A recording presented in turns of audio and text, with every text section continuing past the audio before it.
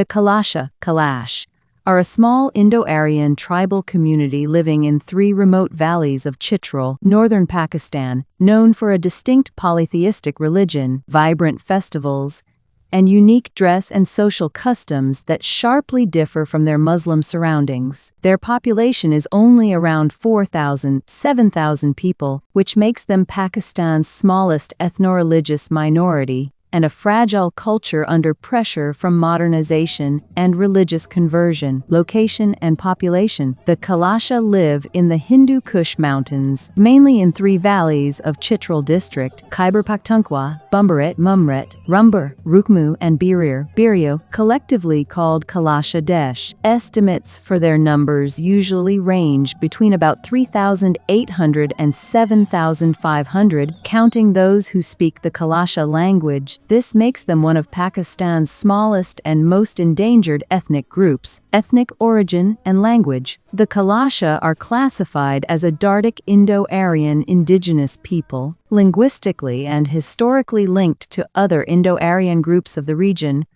rather than being of purely Greek descent, as popular myths sometimes claim. They speak the Kalasha language from the Dardic branch of Indo-Aryan, while also using Kawar and Urdu as second languages for wider communication in Chitral and Pakistan. Religion and worldview. The traditional Kalash religion is polytheistic and often described as animistic, or as preserving features of ancient Hinduism and Rigvedic-like beliefs, with a pantheon of gods, nature worship, and elaborate sacrificial rituals. Major deities include a creator god often called Dezao and various gods linked to fertility, herds, war, and protection. Nature, mountains, rivers, forests, is treated as spiritually sacred and central to religious life. Festivals and ritual life. The ritual calendar revolves around 3 main seasonal festivals: Chilimjush Joshi in May, spring and fertility; Ukal in late summer, harvest and thanking for food and livestock; and Shamos Choimus in December, winter solstice, purification, New Year. 9, 10, 11, and 8. These festivals include circle dances, choral singing, drum music, sacrifices of goats, wine or dairy offerings, bonfires, and collective feasting, which also reinforce social status and identity within the community. Social structure and gender relations. Kalash society is village-based and organized around extended families and clans, with elders playing an important role in ritual decisions and dispute settlement. 4.1. Compared with surrounding Muslim communities, women have relatively greater social visibility. They take part openly in dances and festivals, wear distinctive black gowns with colorful embroidery and elaborate headdresses, and have more say in choosing marriage partners. 13.14.6. Economy and everyday life. The Kalash follow a mixed mountain economy. Subsistence agriculture, wheat, maize, fruits like walnuts and grapes, combined with goat and cattle herding, using the high pastures seasonally. In recent decades, tourism has become a significant secondary livelihood, with visitors attracted by the valley's scenery and the tribe's distinctive culture, but this also brings cultural change and economic inequality. Concepts of purity and sacred space. Kalash ritual life is built around ideas of purity and pollution.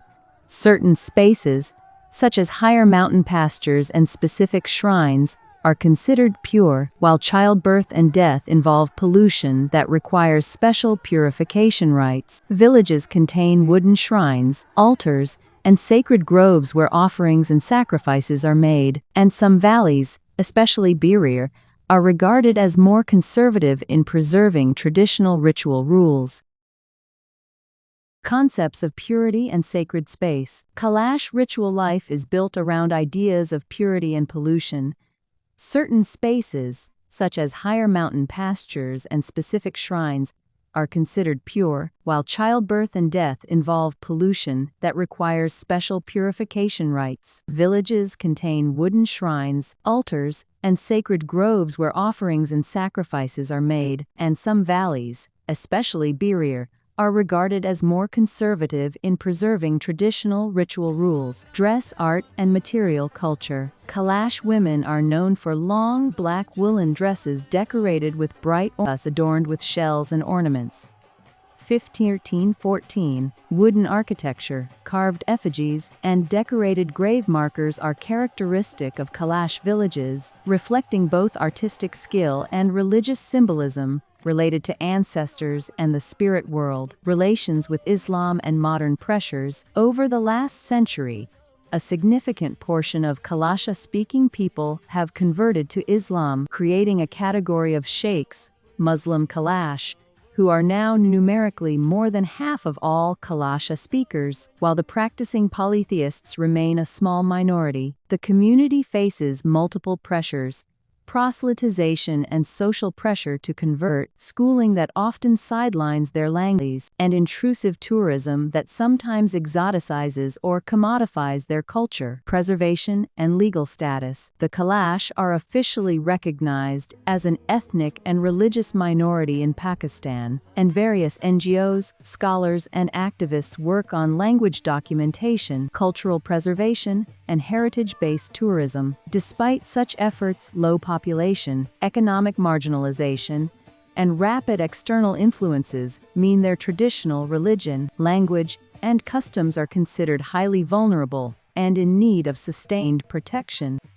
Conversions of Kalasha people to Islam are a mix of social pressure, incentives, and some clear cases of coercion. Many are described as voluntary on paper, but happen in a context where the minority is vulnerable and surrounded by stronger Muslim communities. There is evidence of direct threats from extremists and specific incidents of abduction or pressure on girls, alongside official denials by some religious leaders that conversions are forced. Historical background. Under Muslim rule in Chitral from around the 14th century, most Kalash groups gradually adopted Islam, with only the current three valleys retaining their old religion. In neighboring Afghanistan, the related Kafirs of Nuristan were violently converted at the end of the 19th century, and some Kalash oral histories speak of fleeing earlier forced conversions in that region. Types of pressure and coercion. Human rights groups and journalists describe pressured and forced conversions, including threats, harassment, and intense proselytizing by some Sunni preachers and settlers. Economic and social pressure is very strong. Converting can improve chances of jobs, trade, and social acceptance. So many youth accept Islam to escape discrimination, poverty, or the stigma of being labeled *kafir*. Specific incidents involving force. Reports mention cases where Kalash girls were allegedly drugged, kidnapped, and converted, with community elders later fighting to bring them back. Such incidents are described as rampant by some local leaders, though often settled quietly by jirgas. In 2016, a high-profile controversy over a Kalash teenager's conversion led to clashes in Chitral. She told media she converted by choice, while elders claimed she was under heavy pressure and kept in a Muslim household under guard. Extremist threats and state response. The Pakistani Taliban have explicitly threatened the Kalash with armed struggle and demanded they convert to Islam or face violence, creating a climate of fear in the valleys. Pakistan's Supreme Court in 2014 ordered authorities to protect the Kalash and Ismailis after such threats, calling forced conversion un-Islamic. The military has also increased security in the area, though local activists say proselytizing and pressure continue. Official narrative versus ground reality. Some local religious figures insist that Kalash conversions are purely voluntary and that Islam forbids compulsion, directly rejecting the term forced conversion. 2-7. At the same time, multiple reports from journalists, NGOs, and international observers describe a pattern where legal, free choice exists, but unequal power, economic dependency, targeted preaching, and occasional abduction or threats make many conversions only nominally. The Kalasha are Pakistan's smallest indigenous ethno-religious group, residing in the remote Chitral district valleys of Bumbaret Rumbar, and Birir in Khyber Pakhtunkhwa province. Their population is estimated at 3,000–4,000, speaking the endangered Kalasha language and practicing a unique polytheistic faith with animist and ancient Indo-Iranian elements. Cultural traditions. The Kalasha maintain vibrant festivals like chamos, involving sacrifices, wine rituals, and dances to honor deities such as Indra, similar to Vedic Indra, and nature spirits. Women wear elaborate black robes and headdresses adorned with cowrie shells, while men herd goats and farm in a potlatch-style society emphasizing hospitality and status through rituals. Their faith shares Vedic-like traits with Hinduism, including polytheism and seasonal rites, but remains oral and shaman-led without scriptures or temples. Current challenges: religious pressure, forced conversions, and extremism from groups like the Pakistani Taliban threaten their survival. With population decline from 100,000 in the early 1900s, climate change exacerbates issues through floods damaging crops and infrastructure in valleys like Bumbaret and Rumbar. Economic marginalization and land seizures add to vulnerabilities. Recent developments: the Kalash Valleys Development Authority, KVDA, approved key policies in late 2025 for sustainable habitat planning and governance, marking a step toward preservation. Road restorations in Birir were completed by early 2026, and a winter sports festival kicked off in Bumbaret on February 16, 2026, boosting local tourism. These efforts aim to balance development with cultural protection amid ongoing threats. The Kalasha religion shares striking parallels with ancient Vedic Hinduism, preserving pre-Rigvedic Indo-Aryan elements like polytheism, nature worship, and ritual purity that diverged from later Hindu developments. These similarities stem from shared Indo-Iranian roots, not Greek origins as sometimes mythologized.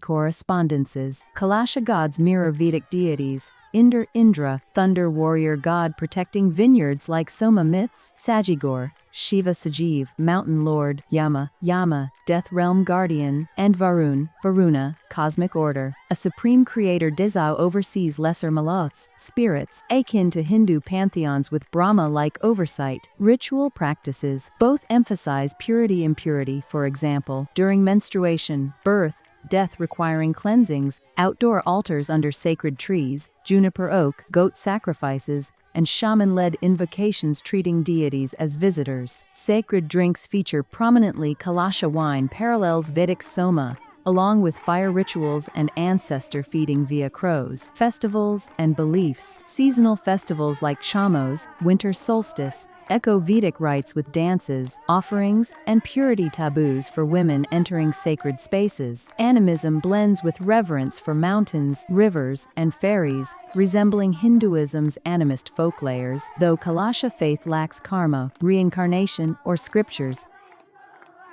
The Kalasha, also spelled Kalash, tribes are not Muslims. They practice a unique polytheistic, animist religion rooted in ancient Indo-Aryan traditions, distinct from Islam despite living in Pakistan's Chitral region surrounded by Muslim communities. Core beliefs. Their faith involves nature worship, multiple deities like Deza for the divine winemaker, and rituals similar to pre-Islamic Nuristani practices or early Vedic Hinduism, including sacrifices and festivals. Unlike neighboring groups, they reject Islamic conversion, maintaining festivals like Chamos tied to solstices and agriculture. A minority has converted over centuries due to pressure, but core communities around 3,000–5,000 people remain non-Muslim. Cultural distinctions. Kalasha women wear elaborate headdresses and enjoy relative freedom, contrasting Islamic norms, while men lead rituals in wooden temples. They live in three valleys: Rumbar, Bumbaret, Birir, in the Hindu Kush, preserving Dardic language and oral myths, invoking a mythical homeland. Genetic and linguistic links trace to ancient migrations, not Alexander the Great as myth suggests. Missionary efforts. Local Muslim clerics and teachers preach against Kalasha practices like mixed dancing, alcohol, and festivals,